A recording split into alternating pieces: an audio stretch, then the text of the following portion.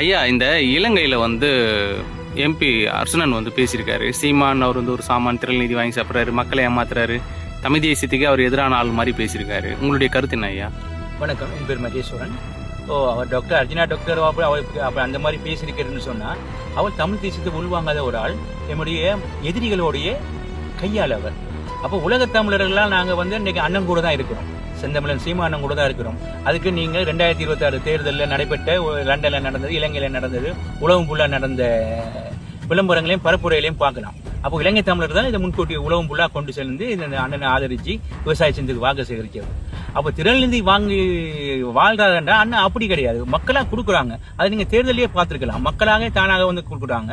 எமது உறவுகள் தமிழீழம் 2009 அழிச்சு ஒழிக்கப்பட்ட போது அண்ணன் புலிக்கொடியை ஏந்தி அடுத்த கட்டமாக உயிர்ப்பிச்சு உங்களை எல்லாமே நாங்கள் இருக்கிறோம், அந்த தாய் மண்ணில் விழுந்தா என்ன, அடுத்த மண்ணில் நாங்கள் தாய் தமிழத்தில் ஏந்திருக்கோம்னு சொல்லி ஏந்தின பிற்பாடு உலக தமிழர்கள் நாங்கள் ஒற்றுமையாக அண்ணோட தான் இருக்கிறோம்.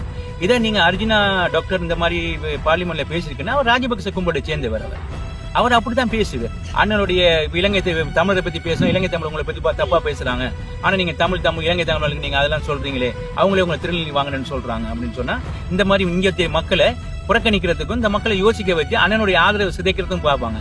இவர் பேச பேச அண்ணனுடைய ஆதரவு உலக தமிழர்களால் இலங்கை தமிழர் தமிழீழ தமிழர்கள் உலகம் ஃபுல்லா பரவி இருக்கிறார்கள். அவர்கள்லாம் ஒன்று சேர்ந்து எமது அண்ணனுக்கு சரியான ஒரு நிலைப்பாடு எடுத்து கொடுத்து எல்லோரும் ஆதரவான திரள் இது இன்னும் அதிகரித்து கொடுப்பார்கள் என்ற நிலை நிச்சயமாக தொடரும்.